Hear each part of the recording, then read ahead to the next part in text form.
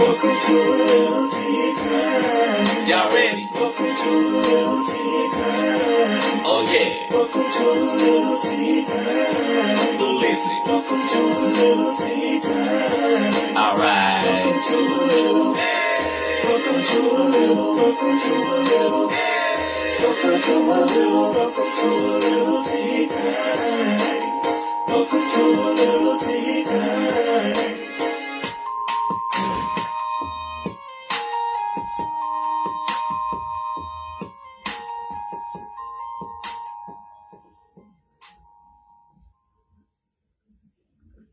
All right. Hey, y'all. It is I, Jarek, aka JarisD, your favorite published author's favorite published author, and your host of A Little Tea Time. Tonight, I am kicking off season 13. Season 13, can y'all believe it? 13 seasons of A Little Tea Time.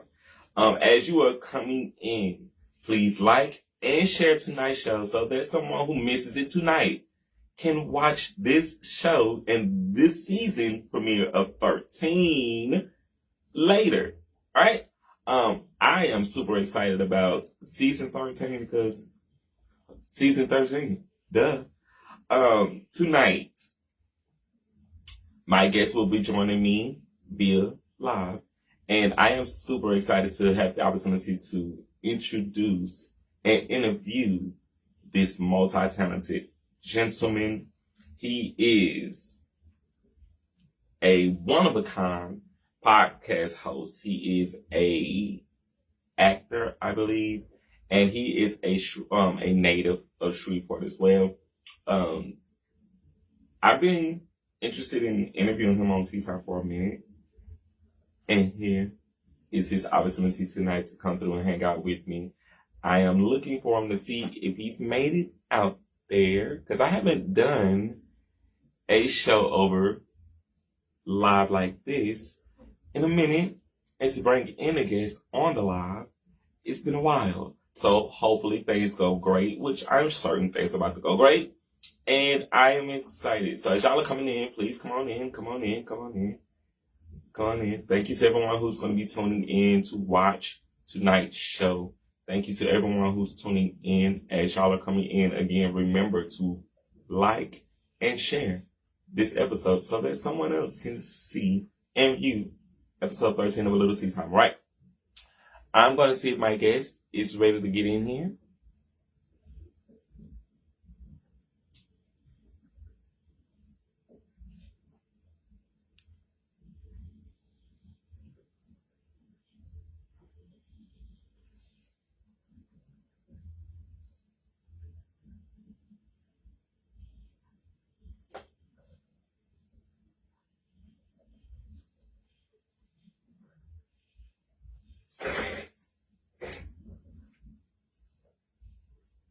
Okay, Mr. Chuck, I'm not seeing you on the live right now to bring you in.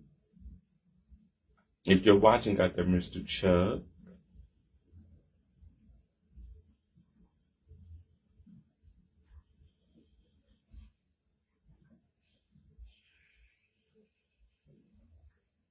I just sent you an invite to drop in with me, Mr. Chuck, so I'm not sure if you got my message.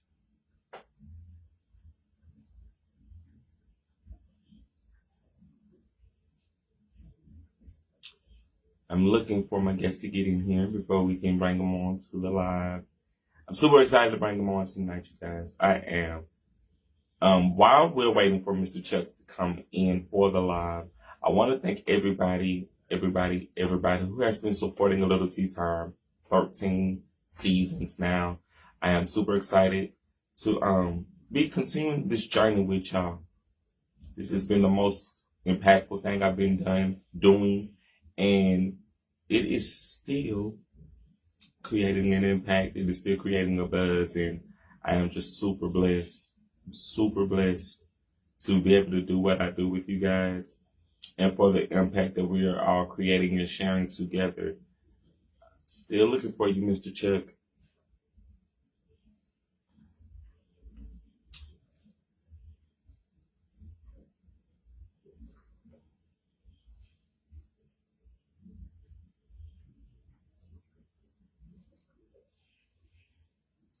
Hey, Mr. Chuck, I'm looking for you to join the live.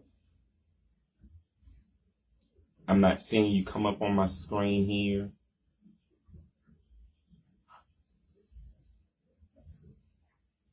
I don't know if he's out there.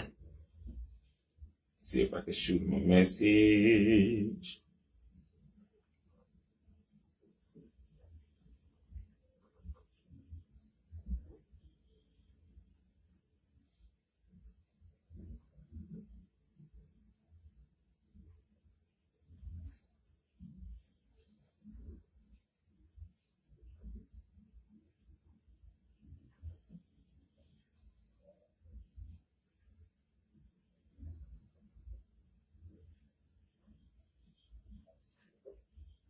Hey, Mr. Chuck, I'm looking for you out here on Facebook Live.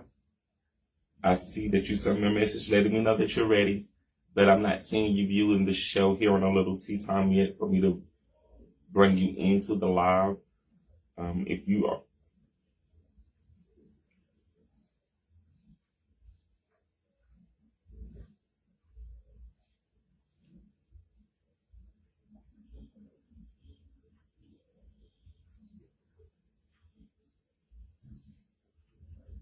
All right.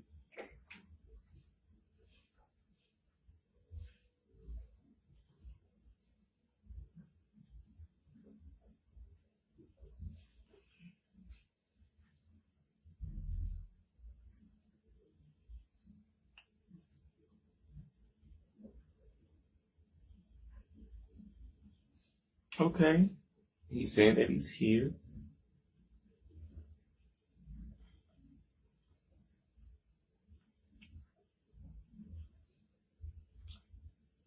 I'm not seeing you.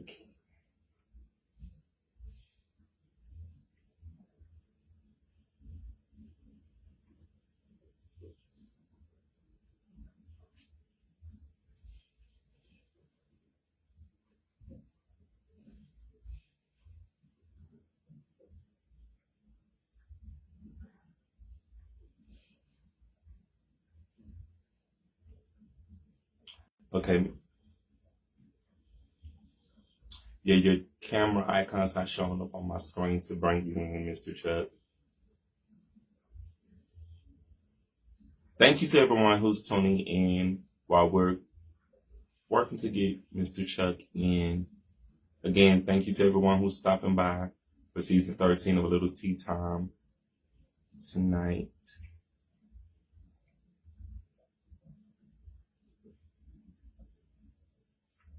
Okay, I see we got more viewers.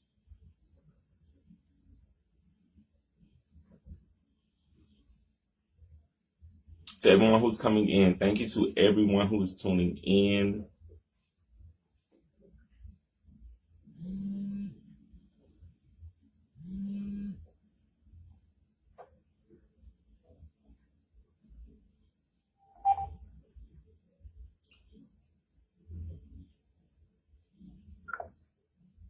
Okay.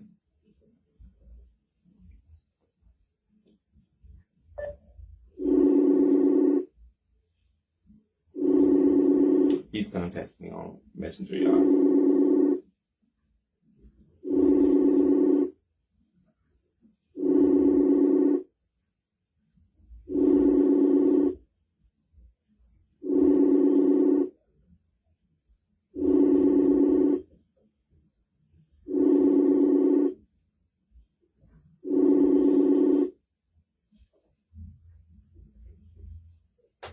Okay.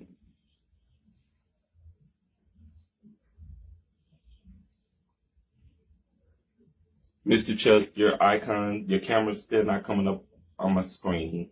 I love you too, Queen. Thank you. Thank y'all for coming in and tuning in. I'm looking for my guest, Mr. Chuck, to come up on the screen for me to add him to the live for tonight's show. Give him one more call back.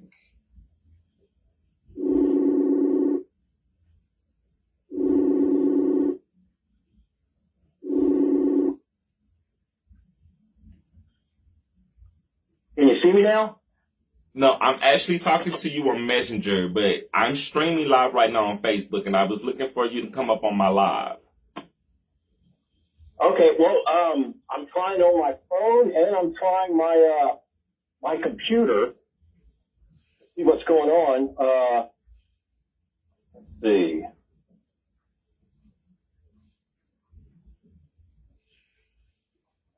King, thank you for tuning in. It's not going to let you do it over your laptop, Mr. Chuck. Okay. I can tell you that for Well, shit, certain. I'm sorry. I don't know what's going on. I've got an Android. Oh, you should still be fine. You think that's the issue? Is it on an Android? No, you should still be fine with your phone. It's not going to let you do it over your laptop. Okay, all right. Yeah, just go, come over to my page, go over to the live that I'm doing right now, and click that actual live. Okay. Nicola, thank you for coming in. Tiff, thank you for coming in. I thank y'all so much for tuning in.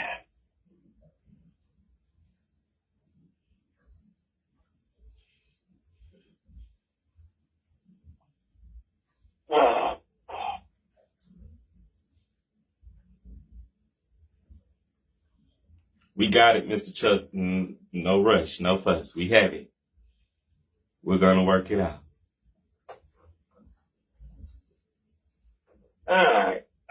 Okay, I'm going to have to hang up. Because, Yes. Okay. It's, I got you. I'm hanging up right now. All right. So Mr. Chuck is working out his technical difficulties, but we're going to get him in here.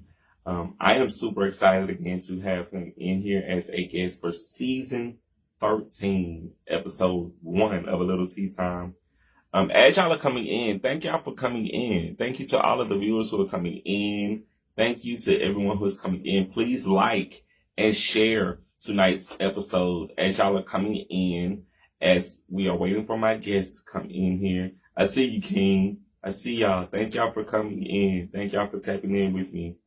I am still preparing for my guest to get in here.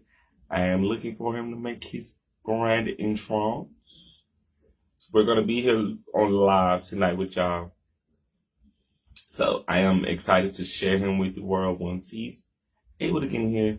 Thank you. And while we're waiting on Mr. Chuck to get in here, if y'all been noticing that I have not been wearing my jewelry lately, I got a tattoo done a couple of weeks ago. Rolling into my destiny over at the Artworks classroom with Keon. Big bro. I'm looking good. So I appreciate you. Y'all know that they are doing tattoos this weekend over at Rude Boys Tattoos. It's going to be in the Artworks classroom. I just said Rude Boys Tattoos, which it is Rude Boys Tattoos, but in the Artworks classroom. Y'all go over there, check them out, support them this weekend.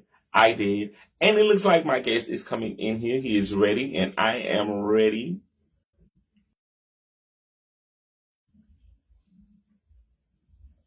All right.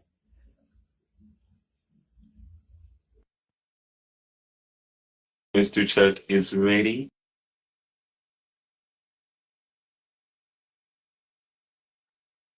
There he is. All right. All right. Mr. Chuck, your screen is black on your end, so we cannot see you, but we can hear you. Okay, well, let's see. I'm it's black on. I see me, but I don't see you. I don't know, man. Let's see. I'm a 60-year-old man, and I thought I was pretty tech savvy, but apparently I'm not as tech savvy as I thought I was. Well,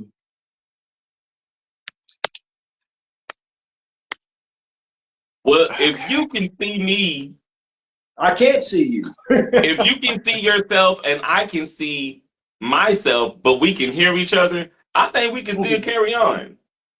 Okay. Well, for the audience at home, I'm an incredibly good-looking old white man. And I love it. I'm just oozing with positive energy and personality. And okay, picture like Hugh Jackman. I look exactly like Hugh Jackman, but not really. Anyway, how's it going, Mr. Jarrett? It's going well, Mr. Chuck. And hey, my viewers are saying that they can see you. So I cannot see you, but my viewers can see you. So that matters. Well, you know what I look like. Yes, I know exactly what you look like. Mr. Chuck, welcome to season 13 of A Little Tea Time. You are my season 13's first guest. Oh, it's a pleasure to be here. Yes. So, to give everyone at home a little background of how I met Mr. Chuck, me and Mr. Chuck, we work as teachers over at the Renzi Center. And since I've been there, Mr. Chuck has been a breath of fresh air to work with. He's very good people. He was very good with those kids. And he also started a podcast that we will be talking about here tonight as well. So, Mr. Chuck, can you tell my viewers at home a little bit about yourself? Okay, well, like you said, we met at the Renzi Center, and I've been teaching there for 26 years. And it's my bread and butter job is I'm a groundskeeper at a hospital, but you know I'm an artist who is not seriously trying to make a living as an artist. I make art because I like making art because it fulfills me personally. So and the fact that I pick up trash at St. Mary's Hospital and take care of the plants and stuff, that's how I pay my bills. But that way I don't have to compromise my art. That way I'm not beholden, even if I'm making art just for myself. But the Renzi Center is a very special place for me. When I first started, originally I wasn't going to do it, but Donna Service, who started the Renzi Center with the Sisters of the Holy Sorrows Convent, she didn't. I told her no the first time. She didn't take no for an answer, and she passed away like several years after that. But I just stayed, and I've always likened it to one of the most important shows to me. In fact, I think it's the most important television show ever made in the history of television, is Sesame Street.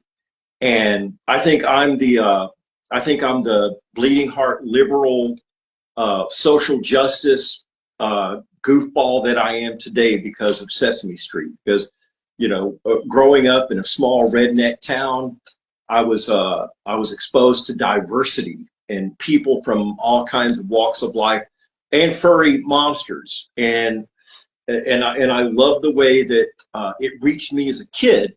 And I've always liked to think that Sesame Street, that the Renzi Center is kind of like being a part of Sesame Street. And the teachers there are so diverse and just so much charisma and energy, and the kids just love coming there. And we teach art, we teach academics, everything. You teach a little bit of everything yourself there. And I think you're a huge asset to the Renzi Center. Like I said, I've been there for 26 years.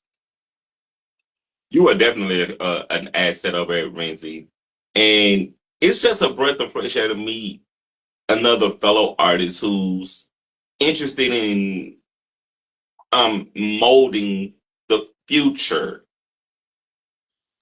And it has been a great pleasure of just being there with you, Mr. Chuck. You are just super cool. You're down to earth. Your energy is off the charts, and you're very knowledgeable about just things in life. And y'all get to know that as we're doing his interview tonight. I know lots about comic books and cartoons and stuff, but basically my philosophy is that somebody once said, "Be for a kid what you needed when you were a kid," and I think all of us at Renzi do that. Yes, we are who we needed when we were kids and didn't necessarily have. Yes. So anyway, back. What is the topic du jour?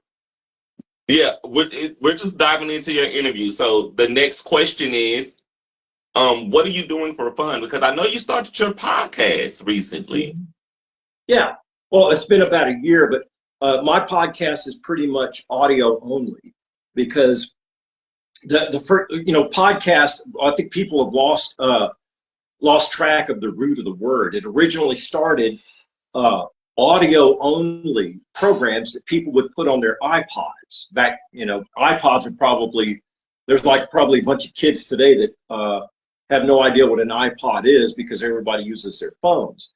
But iPods were these little devices that you stick your headphones into and fill it up with music and download podcasts and audio books and stuff from the internet.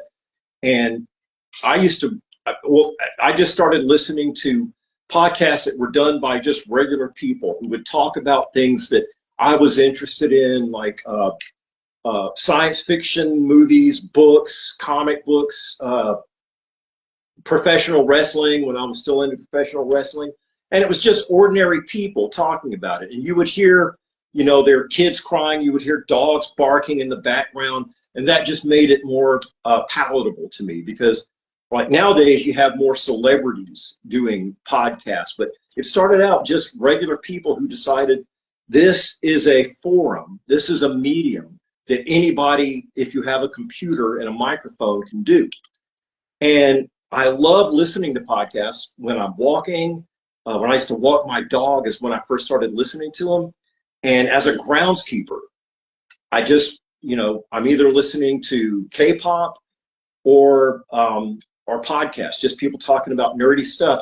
And so after decades of being guest on other people's podcasts, nerd podcasts, I decided it was time to do one. So I started the Boxing Glove Arrow podcast, based on the superhero Green Arrow. It was originally just going to center around Green Arrow, but I decided that I've got too many facets of things that I'm interested in. So it can talk about music, movies, novels, poetry, books, politics, whatever. And I just had different guests on at different time, and we just shoot the bull, as they say. Yes. Yes. So I know that you are a multi-talented artist. What inspired you to develop your idea to be a multi-talented artist? Just the media growing up. Reading comic books as a kid made me want to learn how to draw the superheroes in the comics. Seeing Star Trek and stuff on TV made me want to act, to become an actor, to be on stage, and made me want to make movies. And now, just sculptures or whatever. It's because I see something, it's like, wow, that's really neat. That's pretty much what we all did. It's like, I like that, I want to do that too. Yes. And that's usually and art is essentially a way of communicating. When you can't necessarily put it into a conversation like we're having now. Sometimes you can't. Sometimes you can't verbalize that thing. So it can become a painting, it can become a sculpture, it can become a song, it can become music, it can be anything. But to me, that's what art is all about, is communicating. Even if you're just communicating to yourself, even if you're just trying to have a conversation with yourself, that's what art's most important about. Yes, I totally agree with that. And you made some key points that those were some shows that I also watched growing up. Star Trek. It was one of those shows that I was like, okay, there's another world outside of what we're accustomed to. And it also made me say, okay, that's something I might want to do growing up. Acting definitely was something that I was like interested in. Seeing LeVar Burton, seeing Whoopi Goldberg, seeing Sir Patrick Stewart, on that show. It was a really great show for the time. And to see how it has evolved over the years has also taken up its mantle. Deep Space Nine, had the first African-American captain.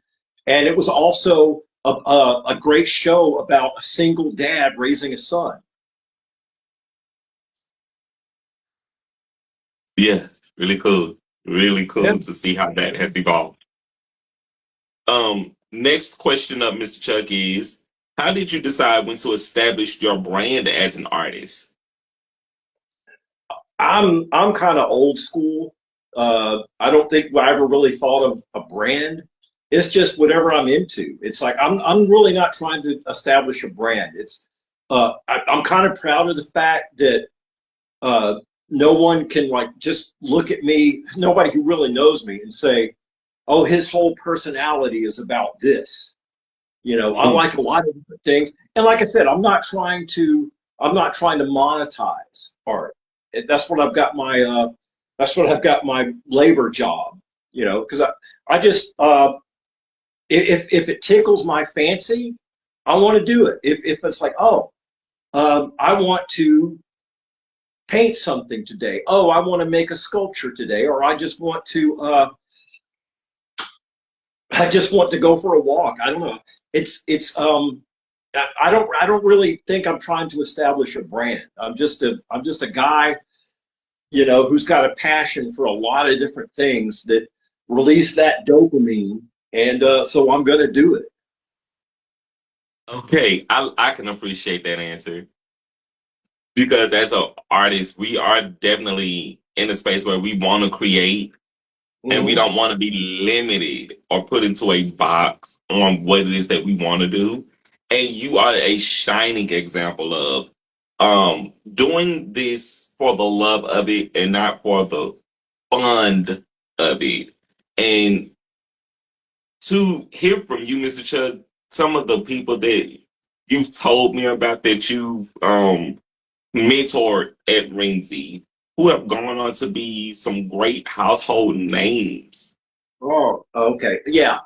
That is one of the. I mean, I in a lot of these cases, these kids were already. All I could do was uh, encourage them because, like, I've had artists come in. I've had kids come in at age 10 who were already better at illustrating than me. I've had kids come in that were already better actors than I'll ever be. But it's I think the thing is to encourage them. One of my I'm not going to dead name her, but one of my favorite students. We used to make these film. We used to do these summer camps at Renzi where we would make films, and uh, I actually had a group that we did a series of 7 films that were all part of a science fiction superhero series called The Remarkables. And like in the third or fourth season, uh, this child, we would always let the kids come up with their own characters. So that way, no, you know, we didn't work with scripts that were already written. It's like, okay, what do you want to be in this science fiction superhero thing? Nobody's playing spear carrier number 4. Nobody's playing guard number 5. It's like, what power do you want? What you want your name to be? So everybody it had input as to what they were. And this child, young African American, uh, created the character of Captain Venom, and just we wrote a script, and I saw that they just understood. I didn't even have to really direct them other than blocking because they just instinctually knew. And that person is known by the name Blanca Del Loco. And she is now a professional actress living in New York City, has done several off-Broadway shows, including the title role in Jesus Christ Superstar, the first trans actress to do so, also of mixed African American Hispanic origin, and she also had a speaking role on Marvel's Daredevil. And when she grew up, she actually was teaching at Renzi for a while. So I got to be her teacher, then her uh, co-worker at Renzi, and now she's a superstar. And That is fantastic. yeah, That is yeah, fantastic. so proud. And I can't take any credit other than I always believed in her and always encouraged her. She always had. That is amazing because you saw it come full circle that you were mentoring young artists who then became your colleagues who then went on to be household names. So it's amazing to see that you played a part in development and artist development because essentially we are doing artist development. And we have such a great time making and molding these kids to be talented people. Well, And in so most cases, they're already talented. It's they just are already talented, yeah. it's like the X-Men. The power's already there. We've got to be like Charles Xavier and help them hone it, help them direct it. Um, but yeah, it's there's some remarkably talented kids there. And today, it's what the main thing I teach at Renzi is something called Renzi News, Yes. and it's also like your show. It's on the Renzi YouTube channel, and the kids basically get to talk about what they want to talk about. And sometimes it's like pulling teeth because kids are very shy.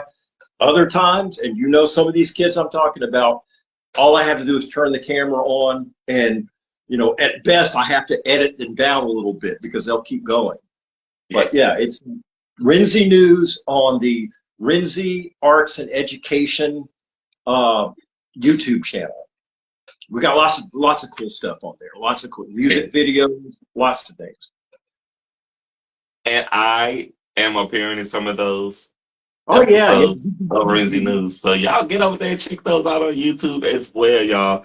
And to see how these kids have a great time being a director and coming into the classroom, and they're creating and they're becoming content creators or continuing and building a career as a content creator. Mr. Chuck, you are doing a fantastic job. Well, even if they don't get a career in the arts, that has never been my goal. My goal has never been to teach them to become professional artists, performers, whatever. I mean, we certainly give them the tools for that. But the main thing is that, you can have any job in the world, from sanitation worker to physician, and still come home and write a poem or paint a picture or write a story or dance, or pick up your acoustic guitar and play a song. It's even if it's just, like I said, for yourself, it's a way of expressing yourself. And even if you're not doing it as a professional, even if you're doing it and nobody's watching, it's still important for people to have that sort of creative outlet, and it's important for everybody. But yeah, sometimes they leave the Renzi Center and become famous. Yes. So to piggyback on that, how have your priorities changed since you started the business of your podcast? Well, like I said, I started out, I was just going to talk about this one particular topic, and I decided that that's too limiting. And no real priorities. I guess the biggest priority is more output. It's like sometimes I make it when I feel like making it, when I get in touch with some friends. Hey guys, y'all want to come on and do a show? Talk about like we did a big one for the Superman movie when it came out. Or we just, I have one that I'm still editing where my friend Frank, who lives in New Jersey, we recorded it like a week after the whole Charlie Kirk thing, and we talked about that. I haven't edited it and released it yet because, life gets in the way sometimes. But yeah, it's I did learn immediately that I wasn't going to be able to just put out episodes nonstop, like every week or something. There's just too much other stuff going on. So it's a what's the term I'm looking for? Periodically, or it's I don't have a steady release date for it. It's just okay. I'm gonna get an episode out, and because I also do the graphics for it and everything, and sometimes it's a long time editing just so I can not have so many ums and uhs and so forth. Yeah. But yeah, it's just no real priority. It's just I've decided I'm 60. I'm going to be 61 next month. It's just I'm just going to enjoy what I do. If it becomes too hectic or too stressful, then there's not a lot of point in doing it. You know, I'm going to do it because it gives me pleasure and fulfills me, and that's it. I'm not, if it becomes stressful, then I'm not going to do it. That's what my job is for. That's what I'm working out in the cold in this weather from 6 to 2:30, you know, to pay my bills. That's that part of my life.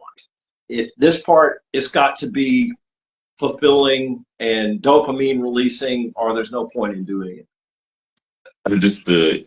So because you are of a certain age and of a certain generation, what were some of the artists you were listening to or were watching growing up that inspired you to be an artist?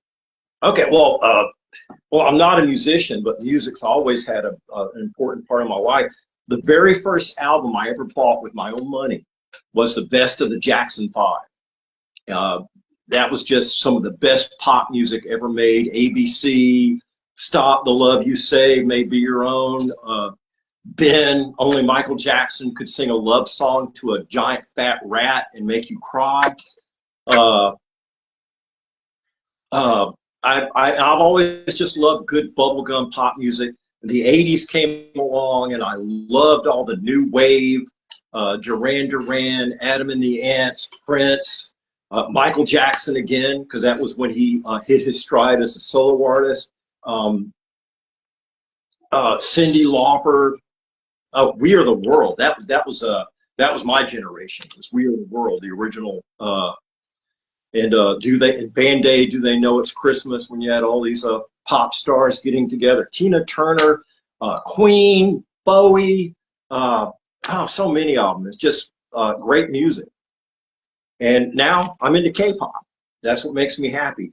As far as novels and books, like you, I'm a published writer. I'm not nearly as prolific as you, but I've had essays published in a couple of different books, mostly about geek culture.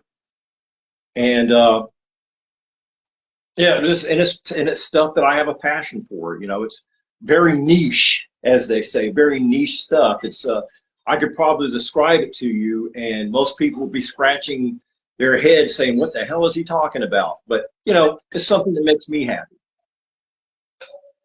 And that's what matters. That's what counts as an artist.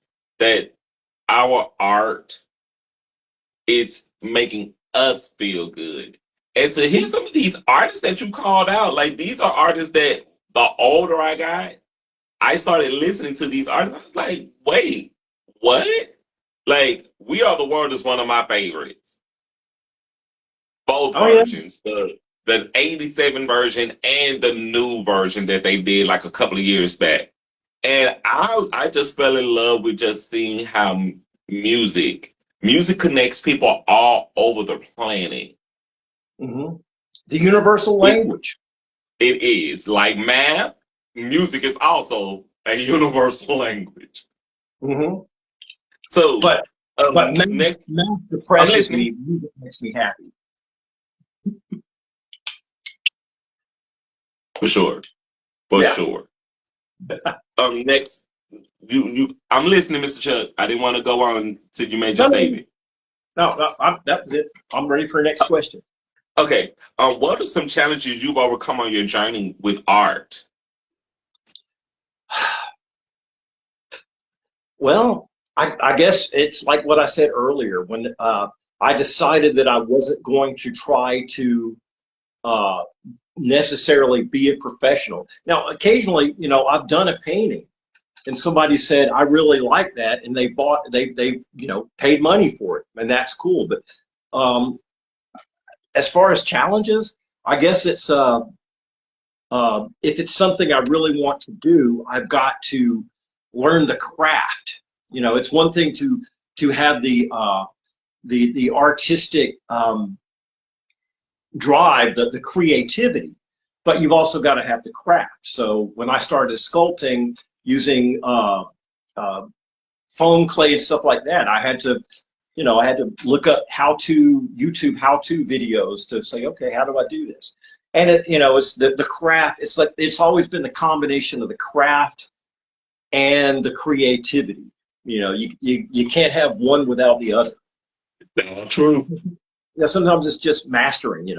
I when I was back in the '80s, like a lot of people, I had a fantasy of being in a rock band, and me and some of my friends were like, oh wow, this is what the name of our band is going to be, and these are the cool costumes we're going to wear, and I'm going to play bass and blah blah blah, and but nobody bothered to learn how to play an instrument, so we didn't really become a band. But we had great ideas for what our first album cover was going to look like. Just nobody learned how to play an instrument, so it didn't work out. But Mr. Chuck, I love you, Mr. Chuck, because but you are so down I to look earth and really you're cool. so grounded in life. I look really cool holding a guitar and singing into a hairbrush. I mean, I look completely cool doing it, but it's it was a fun fantasy, but you know, I just decided to have long hair anyway. I can't. No, I don't play guitar, but I do have long hair. You do. I love the fact that you are so down to earth and so in touch with life. It And should happen with age. It should happen with age. Once you it get does. past the BS, all the pretentiousness, and realize that we're all just kind of flesh bags existing on a planet, revolving in a ginormous universe, and you just kind of realize that it's all kind of we're here, we're born, then we die, and it's what we do in between that makes the difference. And it's just that's you got to stop taking yourself so seriously and just learn how to surf on top of the chaos. Question: how do you do that? How do you not take yourself serious and surf on top of the chaos? Because that's a question that someone out there is probably asking themselves. You got to be flexible. It's a cliche, but uh, uh, trees bend so that branches don't have to break. A tree that's rigid is going to crack in the wind. But if you go with it, if you bend, if you're flexible, um, then you'll be fine. You roll with the punches. Fight back when you have to fight back, but just be flexible. And if you decide, if you, like with art or with anything, if you have this concrete idea in your head of what the thing is supposed to be, and then circumstances beyond your control get in the way of that, instead of just saying, okay, if it's not going to be exactly what I envision in my head, I'm not going to do it. Then you're going to be disappointed and probably get frustrated. As an actor, you and I have discussed theater before. Yes. You can read your script before the audition, and you can even do the audition that way. But while the play is going on, while rehearsal is going on, so the director will tell you things, but there's also going to be things that occur to you while you're playing, while you're rehearsing. In fact, there are things that might occur to you during the run of the play that you hadn't thought of before, and it might be something that won't change the course of the play at all, but will add some more depth to your character. And as long as if the director isn't bothered by it, it might occur to you on the second weekend of the run. It's like, wow, I never thought about this, and you try something different. If there's a part in your play where you kept thinking you would get a reaction from the audience and it didn't happen, this idea might occur to you. It's like, oh, maybe if I do this a little different. And then suddenly you get this great reaction from the audience and you're like, yes.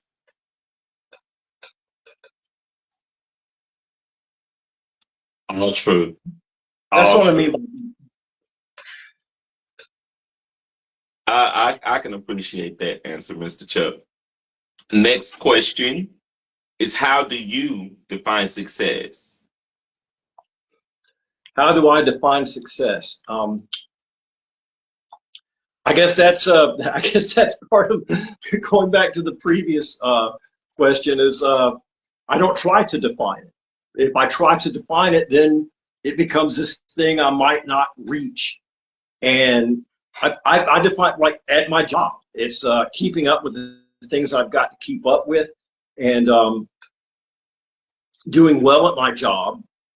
I think is success, but just having some sort of, as an artist, it's finding some sort of personal satisfaction.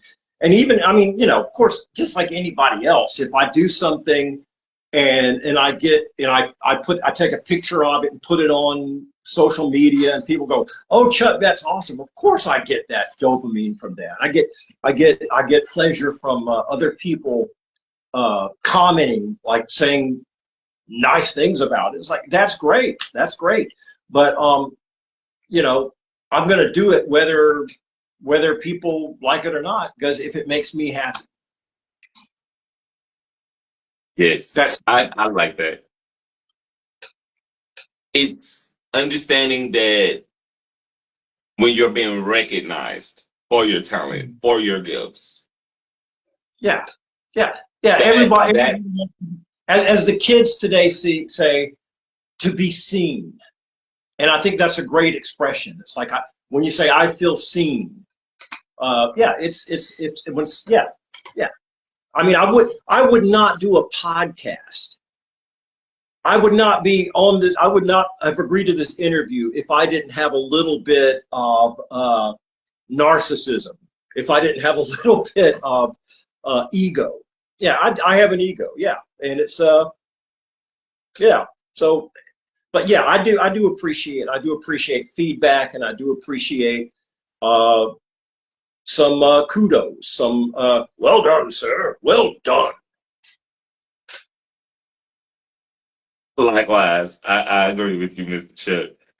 It is gratifying when we get that from other people, because then to know that you're being seen, to know that your gifts have made room for you, and understanding that it's not just you that your gifts are making room for, but it's the people who are coming up behind you who sees that you're doing it, that may want to do it themselves. They may see themselves in you.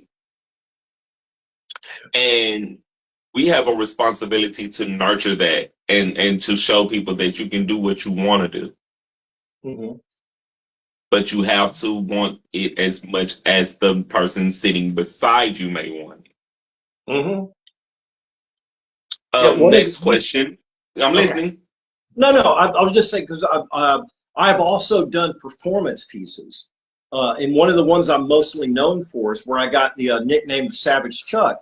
Is back in the '90s, I dressed up in a loincloth and did this whole thing, almost a one-man show, where I wrestled inflatable dinosaurs and talked like this. I am the Savage Chuck. And it's been a character that I've done since then in different ways, over at Mini City and so forth.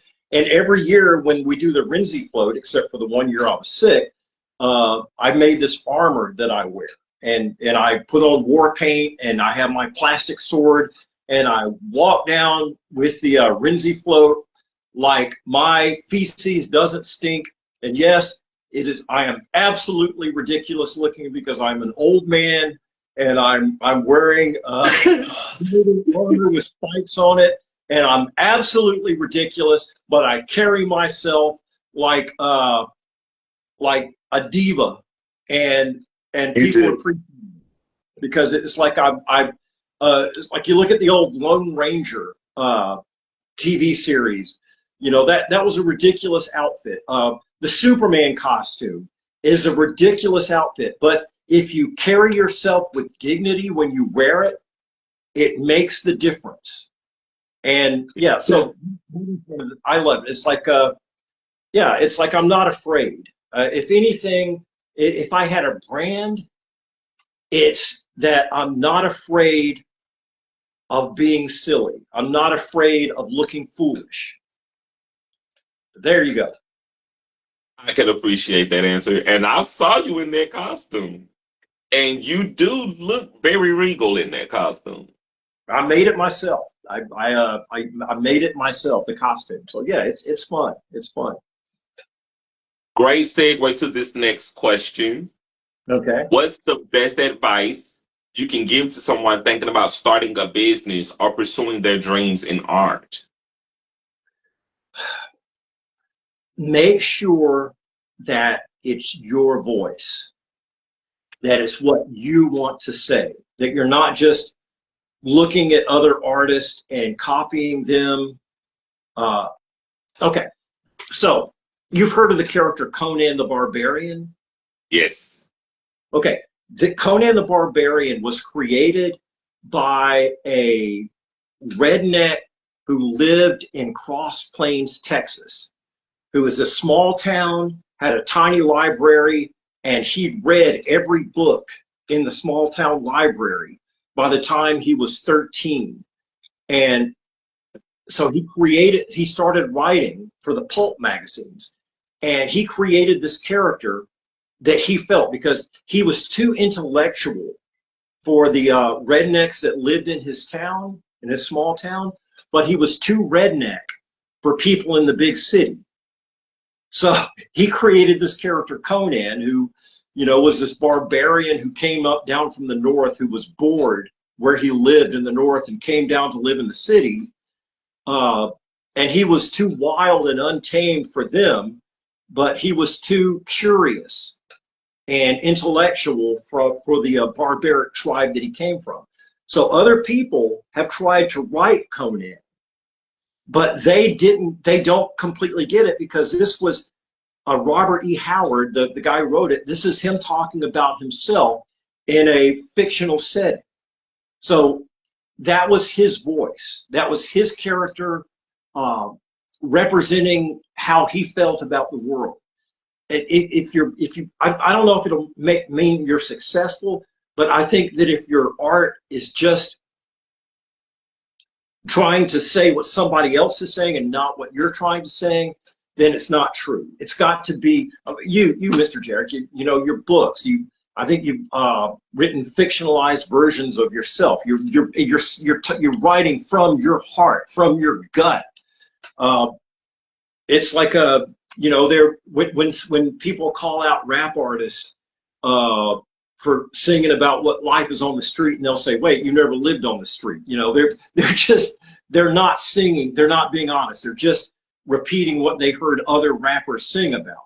It's the same thing. If you're not bringing it from a place in your own gut, from your own life experiences, then it's not true. You're just a parrot. You're just a parrot, just repeating what you hear. So it's got to be your voice, what you want to say. It's got to hurt sometimes. It's got to hurt sometimes, coming from your gut, because that's the place it's coming from. You've got to feel it, no matter what your art is, and it's got to be painful sometimes, and other times it's going to bring you joy. But you've got to genuinely feel it when you're putting out there. Otherwise, it's not honest. That's legit. That's legit. And that's another thing with us being artists. We want to let people know that who we are comes from within, because people only see the superficial parts of us. And if they don't know that you're an artist, they would probably mistake you for an axe murderer or something if they didn't know who you were and they did not know what you brought to the table. And again, that goes back to what when we were talking about what we do at Renzi. We are nurturing these kids to be authentically themselves in a world that's going to tell them you should be like this, you should talk like this, you should act like this, you should be like this. We want them to be able to be themselves unapologetically and authentically, to do what is God given to them. Yeah. Next question is, can you tell us your favorite quote and why? My favorite quote is from the original novel Tarzan of the Apes. And in the original novel, This is he's met Jane in the jungle. She's gone back to civilization. He meets a Frenchman in the jungle who teaches him French, then English, and he makes his way to Baltimore, where Jane is. And she's with her fiance, who's actually Tarzan's cousin, the Earl of Greystoke. And a telegram arrives. His fingerprints had been sent in, because Tarzan was from aristocracy, and a telegram comes in telling him that he is the actual Earl of Greystoke, and he's looking at this woman he loves and her fiance, who has the title that he's supposed to have, but he was abandoned. He was lost in the jungle as a baby and raised by apes. And he's looking at the telegram. They can't see it. And then it says, "This proves that you're a Lord Greystoke." And his cousin, who doesn't know he's his cousin, said, "By the way, old chap, how did you get in that bally old jungle?" And he looks and he says he knows that he could have the woman he loves and his inheritance and everything. And he says, "My mother was an ape. She couldn't tell me much about it, and I never knew who my father was." And that is, to me, is the most powerful quote. It's like I myself am estranged from my father and didn't have a great relationship with my birth mother towards the end. And it's like that quote from the end of Tarzan, where he says, "My mother was an ape." And he knew his mother wasn't really an ape, but that's the one who raised him. So my mother was an ape, and I never knew who my father was. That's my favorite quote from the book. That's deep. That's deep. He knew who he was by the way he was raised. Yeah, that was his real mother. Yeah. Yeah. He understood who he was by the way he was raised, and that's a very authentic thing for him to say. That was very authentic and real. I like how honest that is, because he showed that he knew who he was, not where he come from, but he knew who he was. Right. And because he was in touch with himself, he didn't need anyone to tell him who he was. He knew who he was. Right. And that's really refreshing, because he understood that he knew he came from somewhere.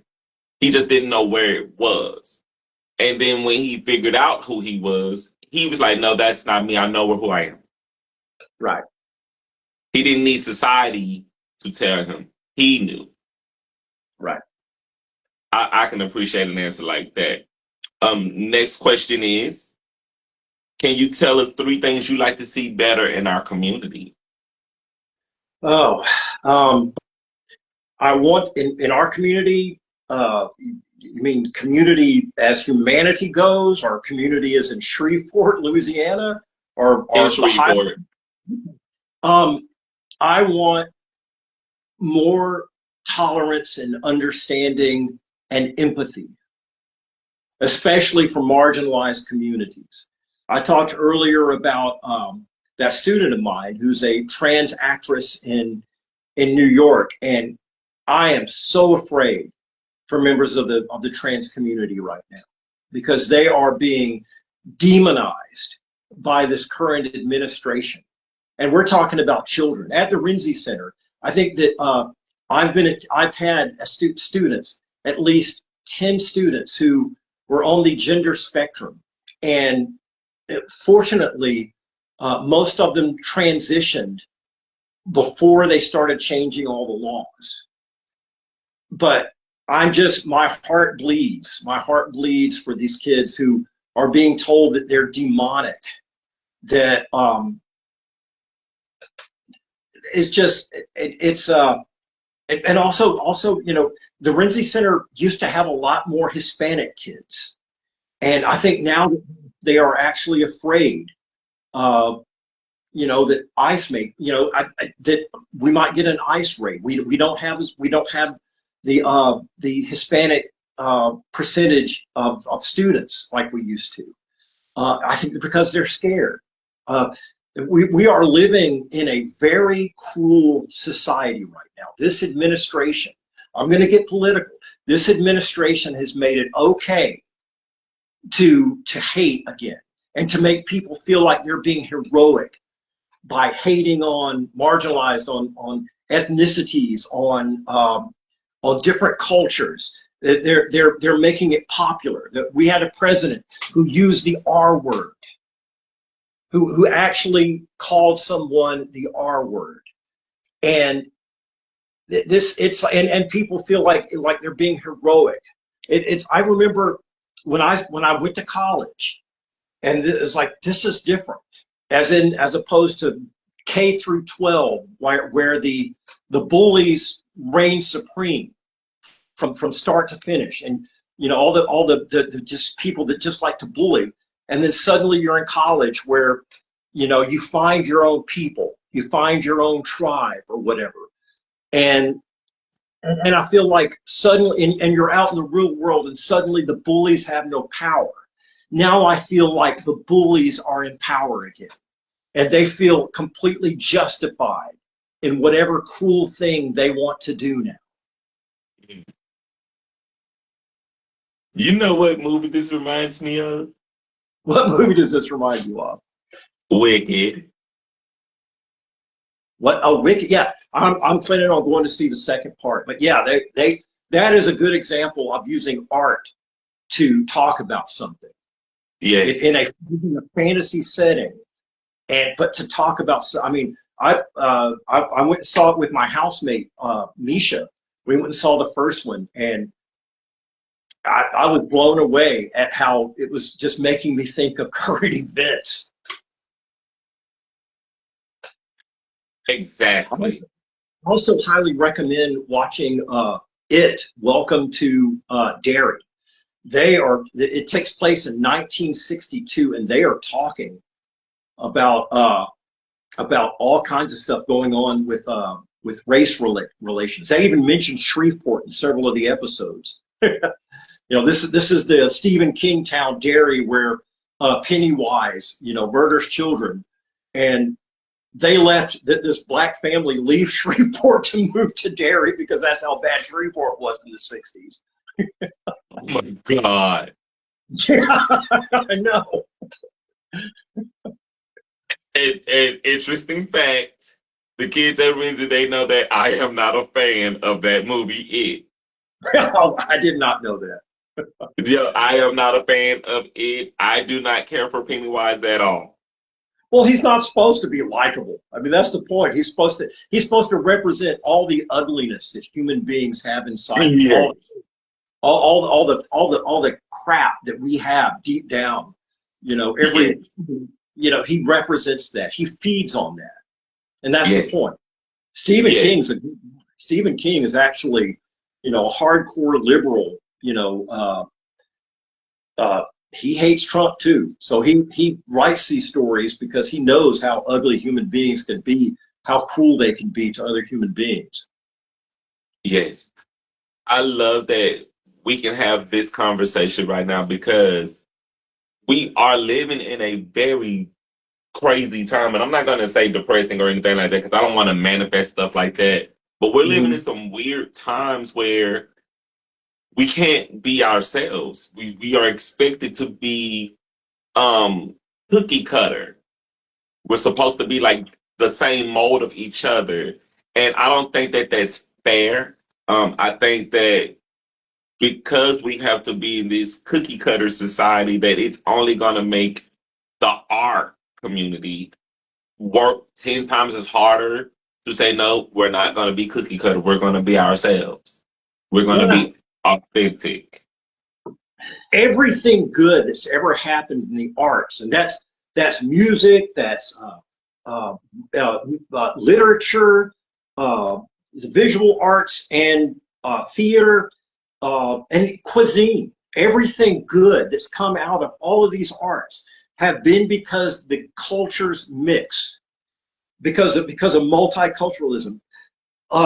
Tourists don't come to Louisiana for chicken fried steak and Dallas Cowboys. They come to Louisiana because of the food, because of Cajun, Creole food, because of the music, because of the architecture in New Orleans. They don't care about Shreveport. It's New Orleans because it's the incredible, it's because the culture is all kinds of mixing in together and learning from each other and being inspired by each other. I mentioned earlier, I love K-pop, and one of the Koreans, like, basically, they don't follow trends. It's like, you know what? Disco's awesome. You know what? R&B is awesome. You know what? Heavy metal is awesome. You know what? Country is awesome. We're going to put all these different elements into this one type of song and weave it together. Because we're not, because they don't say, oh, this kind of music sucks. Oh, nobody cares about this. No, they mix it together like a good gimbap. And that's what makes K-pop great. It absorbs it all. And to me, that's the best stuff, is when somebody, that's what gumbo is. It's like all these different elements that make something that's like, you don't have a body of water that where there's nothing flowing in or out of it just becomes stagnant. But if there's water running in and out, then it stays fresh. It stays a valid body of water. And yeah, so cookie cutter has never, has never been something that I like. I like for people to learn from each other, be inspired by each other, and find their own voice. In all the different genres they grew up with. We all start out as a blank canvas, and everybody we meet along the way from birth to death paints a stroke on that canvas that makes us who we are. And that's the beautiful thing about life, is that we are everybody we've met, and that's the good points about us, and those are the bad points about us, the things that hurt us, the things that make us happy. We're all the product of everybody who's ever made an impact on us. And it's impossible to be cookie cutter if you absorb it. That's it. I love that. And you made a very interesting point. Art, aside from math, aside from literature, aside from science, aside from those things, art has such a very important part in the development of people. It's the civilization is founded on art. Yes. From how homes were built to how art was created back in the golden age, from how just life itself just generated around art. Art has been the central focus of how life has come to be. And from guys who decided, you know what, that when we hunted that mastodon, that was pretty exciting. I want to try to capture that on the cave wall. So they, they mixed up some tar and whatever, and they recreated the hunt for the mastodon on the cave wall. And it was like, this is cool. And art was born. And it told stories that over time, someone came along and they saw it and they was like, okay, I want to tell that story. How can I tell that story, but put my spin on it? Right. Tell your own story. You might not have hunted a mastodon. You might have climbed a tree that was really cool. So draw a picture of you climbing the tree, because that's your story. That's it. It's literally how us as a nation of people have come together around our customs, our beliefs, our values. Art has had a hand in it. Art has played a significant part in it because it shaped our identities. It shaped our culture. It shaped our families. It shaped our homes. It taught us our values. It taught us our customs. And so to see today how even just our customs, our way of life is under attack, it it can be very saddening. It can be very hard, hard hardening right at this point. So Hmm. I love the fact that there are still artists who are still willing to tell stories that are honest and authentic and are true and are remaining relevant in this time where they're saying that's not what you should be talking about. This is what you should be talking about. And I've said this on this show a number of times with other artists, and I'm going to share with you, Mr. Chuck. Us as artists, we have the responsibility and the duty to share the world with people as we see it, because there's going to be someone who's going to come along in 50 years and they're going to pick up my book, or they're going to hear your show, your podcast, and they're going to see how we saw the world at that time authentically. And they'll say, okay, these are some people who understood what the world was 50 years ago. I'm going to expand on what they were talking about. I'm going to expand on what they were doing 50 years ago. And I'm going to see how I can take what they did and make it my own. The fact that we can read the diary of Anne Frank, and she was just a teenage girl writing about crushes she had and, embarrassing things that happened at school. And then suddenly the Holocaust happens. The fact that we can read that so many years afterwards, is huge. It's huge. It's the voices of it's literally it's the voices of dead people telling us their story. And that is incredible. That is just an incredible thing. The fact that we can look at a Van Gogh painting and see how he saw the sky, how Van Gogh saw the sky. We can look inside his head and see the sky through his eyes. Is pretty damned incredible. Yes. Michelangelo's The Sistine Chapel, the Are Mona just Lisa. are like some of my favorite comic book artists from when I was growing up, like Jack Kirby, who created Galactus. I can look at how Jack Kirby drew things and say, and that's from his brain, because he didn't draw like any other comic book artist. He didn't create characters like any other comic book artist. He had his special style, and you're looking through his brain how he saw things. That is incredible, so incredible. And music, you're the musicians, the people who write music, pick things up and process it through their own brain, through their own life, and then it comes out in another form that we get to consume. That's incredible. And if you think about, when they want to tell Disney to stop having, gay characters, stop trying to be diverse with all your characters. Well, the thing is, diverse people have been creating their thing. Gay people have been creating for Disney since Disney began. But as soon as they, The Little Mermaid was written by the Little Mermaid songs was written by a gay man. Basically, I want to be part of that world. He was writing from his own experience, but it was, through the filter of a mermaid, of a cartoon mermaid.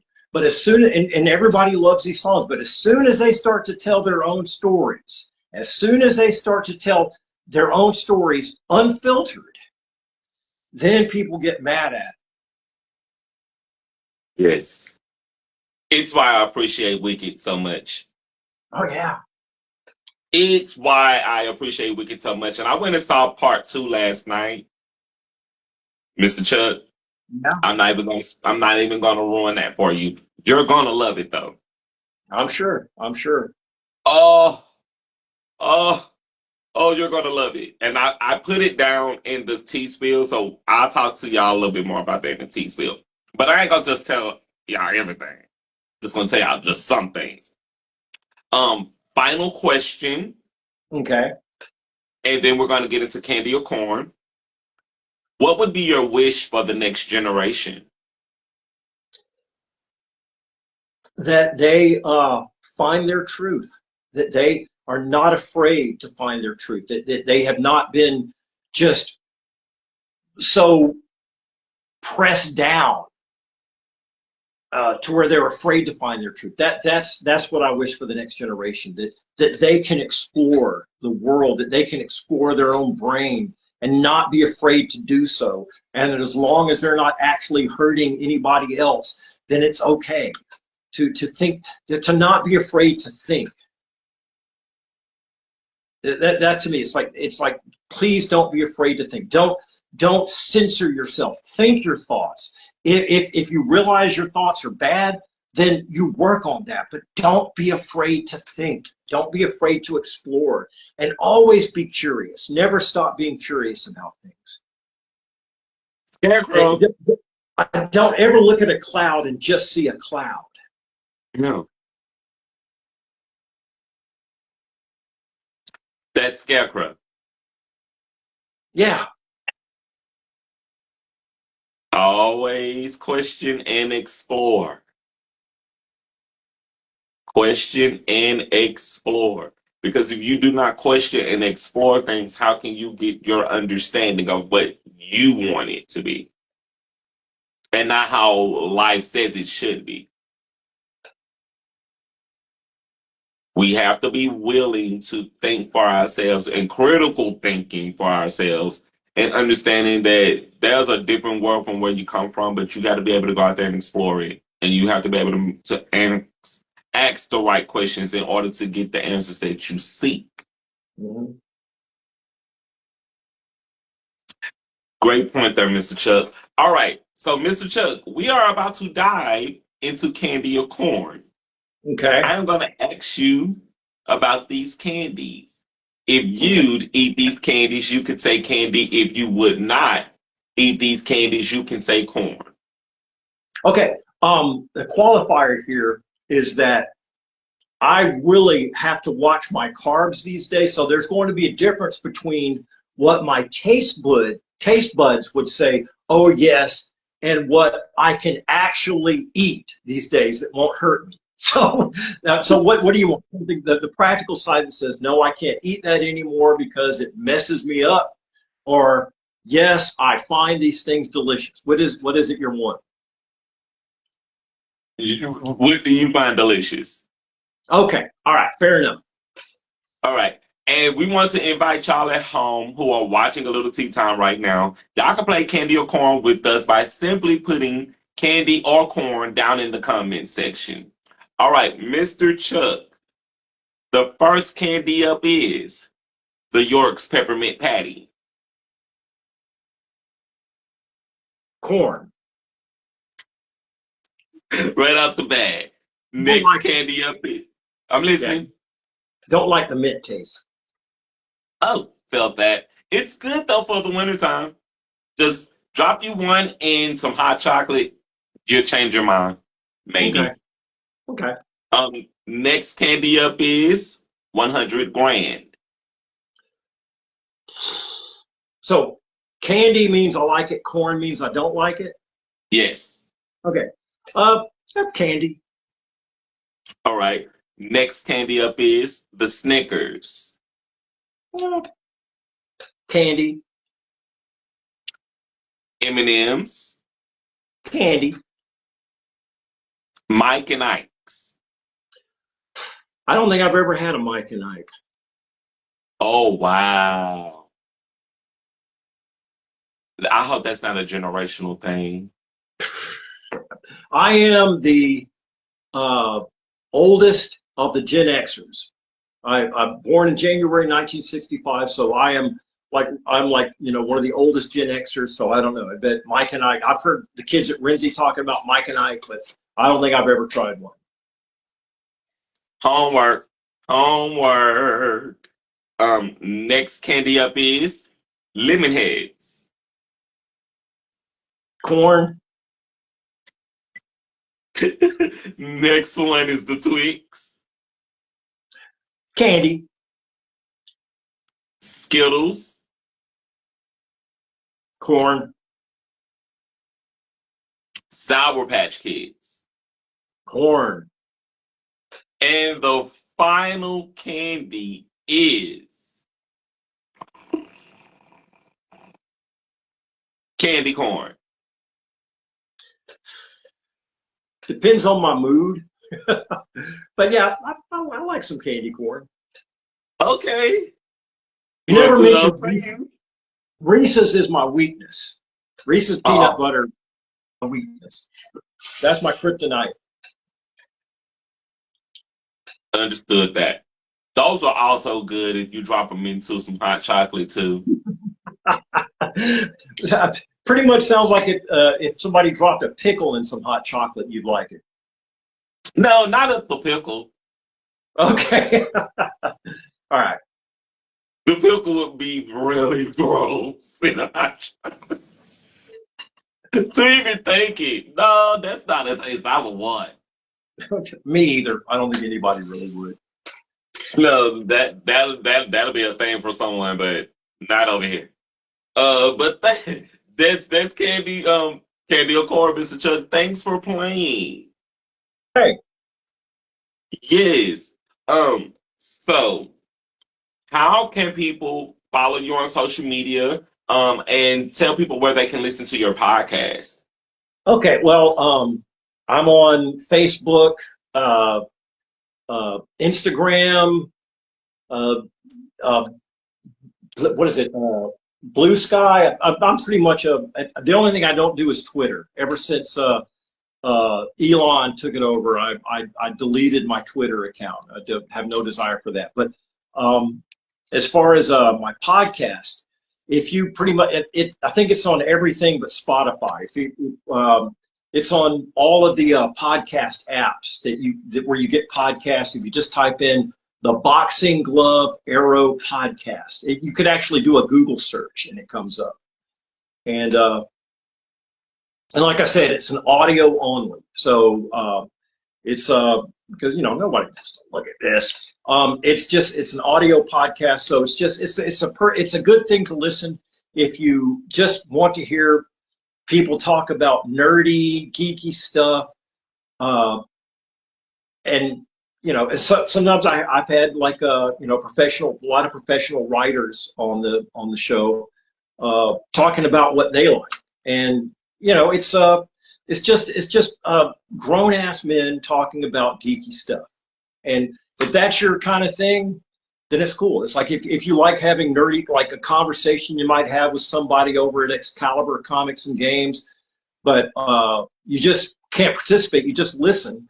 It's fun listening to these things while if you're out there pulling weeds in a garden, or if you're just going for a long walk with your dog, riding your bike, and you're not in the mood for music. Listen to a podcast. Listen to people talk about stuff. So yeah, Boxing Glove Arrow podcast on all of your podcast apps. It's available. Okay. So, Mr. Chuck, you want to stay here with me while I do the tea spill? Sure. Oh, by the way, if you ever want to be on my podcast, I would love to have you as a guest. Hey, I was waiting on you to ask. Of course, I was waiting toward the end here. Okay, what is the tea spill?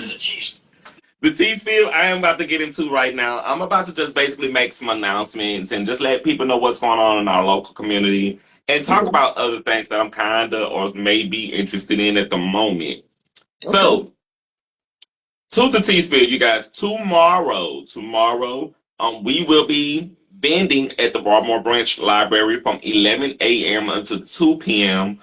We want to invite the community to come out and shop with us, the local vendors, the local artists in our backyard, and have a great time. We are promoting our art.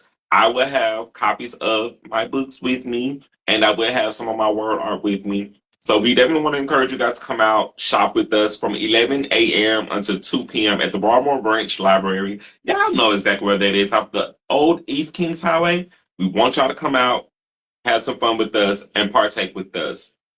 Also, next Friday, Friday the 12th, I am bringing back Verses and Vibes Part 2 here in the Artworks classroom, and we're asking for a small donation of $5 from our guests who come to support the show.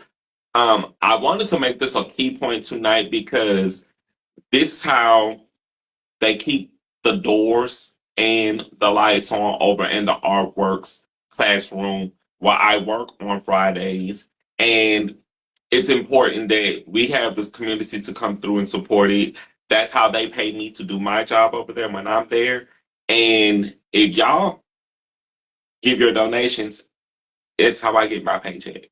So for those who are going to come out and hang out with us on the 12th, we are asking for your $5 donation to keep the lights on, to keep the doors open, and for them to take care of my paycheck.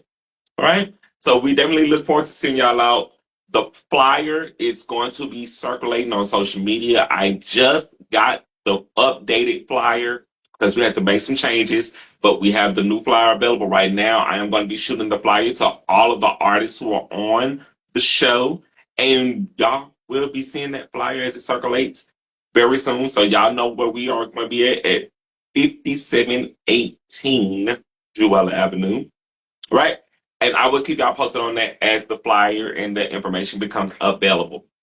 Um, Foodie Fest is coming up in 2026 at 11 a.m. until 6 p.m. at 1210 Milam Street, celebrating food, culture, and the resilient family. It's family friendly and it's a free admission. It's going to be hosted by Foodie Fest Chef Ambassador and the 2024 Golden Fart winner, Chef Melvin. So y'all don't miss that. I've been talking about this a lot on my show because I want tickets for this particular cruise, and um, I'm just interested in it. So as y'all know, Maxwell's Urban Hang Suites cruise is taking sail in 2026, February the 7th through the 12th, and the lineup includes the Isley Brothers, Kim, Lucky Day, and so many more. And I've been talking about this a lot on my show because I want to be on this cruise. So, Maxwell, if your people happen to hear this show tonight or they get to see anything about this show, I'm promoting it over here for free. And I just want a ticket. I don't have to have the best suite, but I prefer a nice suite if you have one available. Right?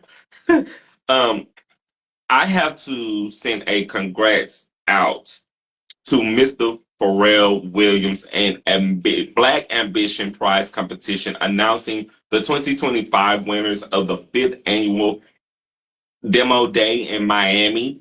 November the 18th, they had the opportunity to just showcase all of these very talented artists and entrepreneurs and Black business owners down in Miami, and to see how they are so invested in how Pharrell Williams is so invested in art and in business ventures and in things of the community.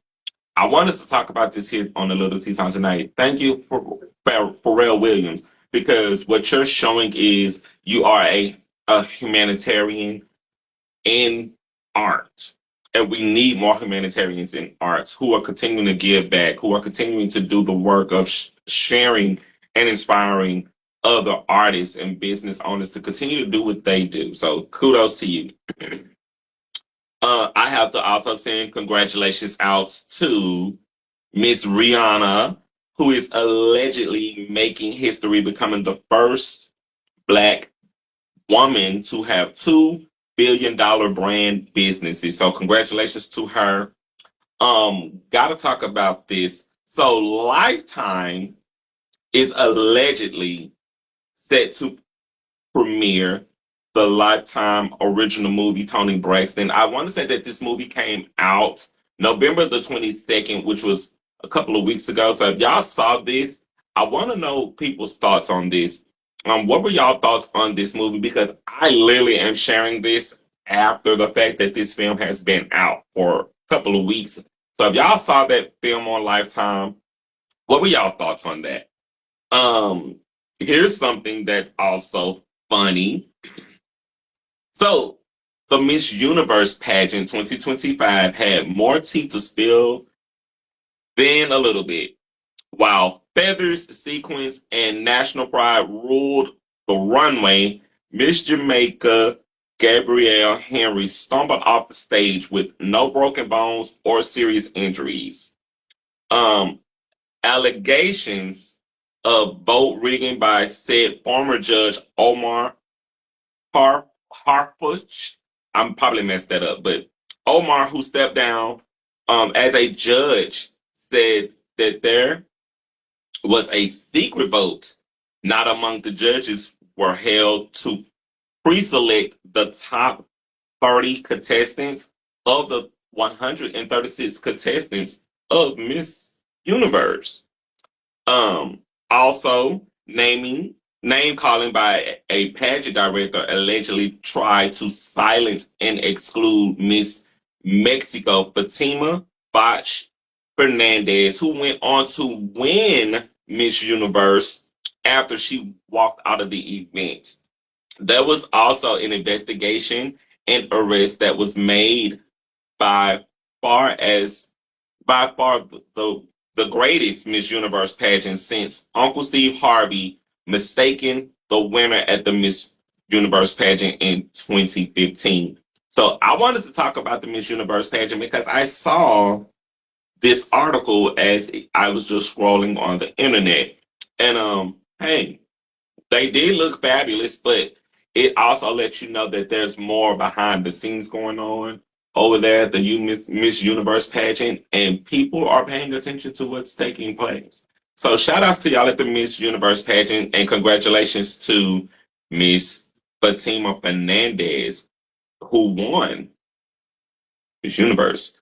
Also, I had the opportunity to go and hang out with them this week. Congratulations to our own actor and coach, Garrett Carew, and the Portals in the Pines film premiered this week. I had the opportunity to see this movie along with the film fam and the rest of the city. Y'all, this movie was really good. Like, if you are into science fiction, if you are into sci-fi films, this was one of those films that they did a fantastic job of bringing a world together that if you're interested in science fiction, I can't really go into it because I don't want to give that movie away, but the movie was really good. It was filmed in Louisiana, which was a plus for the state, and it was a very good time. So congratulations to you, Garrett, and your cast and the crew who put together Portals in the Pine. I enjoyed this film. Now, I talked about this a little bit earlier. Have y'all seen Wicked for Good yet? If you have not yet seen this film, I just went and seen it yesterday, and I gagged. I gagged because this film was kind of predictable in how I thought it was going to end, but it wasn't predictable like I thought it was going to end. And I enjoyed the story so much because it took us on a journey of emotional depth. It took us to the places where it made you think about how would you feel if that were you? Having to switch places with these characters and seeing the world through the eyes of Glenda and Alphaba and seeing how they had to switch places and seeing how things really are when people think they are exactly what we assume them to be. Um, just one of those films that it just made me think, and I enjoyed this film so much. I'm not here to endorse Wicked for Good. I'm just saying, as a fan of Wicked, as a fan of these films, I enjoyed them, and I think that people who have not yet seen it, like Mr. Chuck here, y'all are going to love this film. So I'm just going to say this: Cynthia Erivo, you did what needed to be done. Ariana Grande, you did what needed to be done.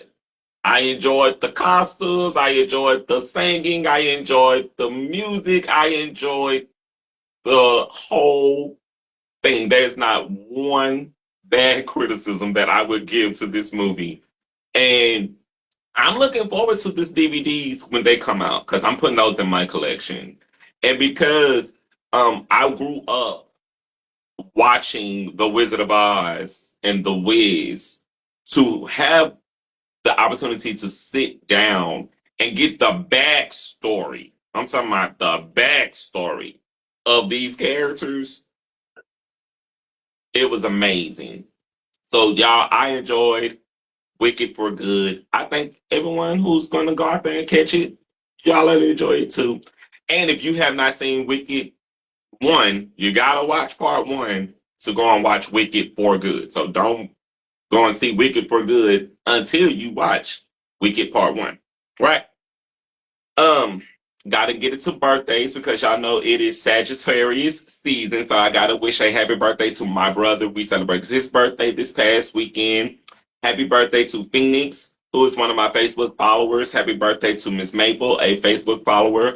Happy birthday to Miss Tasha. Happy birthday to Steve. I'll call him Uncle Steve. Happy birthday to you. And happy birthday to Henry, to my Facebook followers celebrating birthdays. Also, we celebrate celebrity birthdays over here. And Mr. Chuck, you called out his name a little while ago in our interview. Mr. Walt Disney. Today is his birthday. Huh. Yes. If his frozen head has any kind of speakers, happy birthday, Walt. You know, because allegedly he's frozen in cryogenics and waiting for him to get a robot body. That's what they say. So if you can hear this, Mr. Disney, happy birthday. That part. Happy birthday to Jay-Z. His birthday was earlier this week. Happy birthday to Conan Gray, who's celebrating his birthday today. Actor Owen Cooper, happy birthday to you. Happy birthday to Diego Velazquez. Happy birthday to you. Happy birthday to actor Lauren London. Happy birthday to Santiago Matias. Happy birthday to actor Frankie Muniz. Happy birthday to model Shayla Harlow. Happy birthday to R&B singer Miss Carrie Hilson. Happy birthday to actress Miss Paula Patton Thick. Happy birthday to comedian Margaret Cho. Happy birthday to the late, great, and the fellow queen and the architect of rock and roll himself, Little Richard. Happy birthday to you, Little Richard. I know that you can't hear this, but spirit, I send that to you in truth. Good Happy birthday to you. Good golly, Miss Molly. That's I always think of Little Richard when I think of Good golly, Miss Molly. Yes. So, Mr. Chuck, do you know anyone celebrating birthdays that you wanted to shout out? No, I think you covered all the great ones. I think I got them, huh? Yeah. Okay. So that was the birthdays. As we're shutting down a little tea time tonight, I want to thank you, Mr. Chuck, because you are season 13's episode 1 guest. So thank you for coming in here tonight. I'm honored. Yes. Thank you to all of my viewers who are tuning in tonight. I cannot do this show without y'all coming in here, liking, and sharing these shows. I'm just so grateful and I'm so thankful. I'm so humbled that I've been able to and continue to bring y'all a little tea time, letting y'all know that our community of artists and our people, we matter, that our city matters and what we do matter. I want to thank everyone who has been purchasing my books, the Coming Full Circle series. I will see y'all tomorrow for people who are coming out to shop with us tomorrow. To everyone who has been purchasing all of the art that I've been producing, I appreciate you guys so much. To everyone who has been tuning into a little tea time here on Facebook, for everyone subscriber, you all guys are my family over there on my channel. You are my royalty family, not just a subscriber, but my family. I appreciate every single subscriber on my channel. I'm gonna give you the final word, Mr. Chuck, and then we'll get out of here. Hey, Mr. Jarrett, you're one of my favorite human beings in this universe, and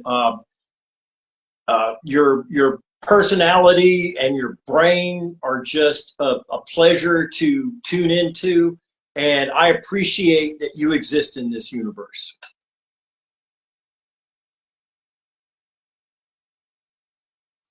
Okay. I'll accept that in the spirit of truth. That's big. Yeah. Because my brain is saying something totally different from what my mouth is saying. I wanted to cuss and I had to catch the curse words. Thank Okay. you so much, Mr. Chuck. Thank you. I didn't know you felt that way about me. Thank you so much. That is very, very humbling to hear. Wow. All right, you're gonna make me cry on my show. Okay. Sorry. All right, You're man. great.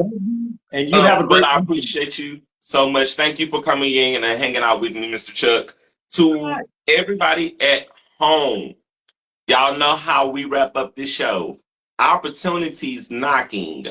You matter. Let's build and go higher, Shreveport. And remember to be great on purpose and not by accident. The future is now. I am Jarek, aka Jarius D, your favorite published author's favorite published author, and your host of Little Tea Time. Now in our 13th season, I am about to get out of here and go and get some rest because I got a whole day tomorrow. So I enjoyed you guys for coming in tonight. To everyone who watches this later, thank y'all for tuning in. And until next time, y'all enjoy your evening. And remember to stay warm and take your multivitamins. Welcome to Little Tea Time. Y'all ready? Welcome to Little Tea Time. Oh yeah. Welcome to Little Tea Time. Who listening? Welcome to Little Tea Time. All right. Welcome to Little. Welcome to a little. Welcome to a little. Welcome to a little. Welcome to a little tea time. Welcome to a little tea time. I love you guys. We're out here. Good night. Hey, Mr. Chuck, thank you again. I appreciate it. All right.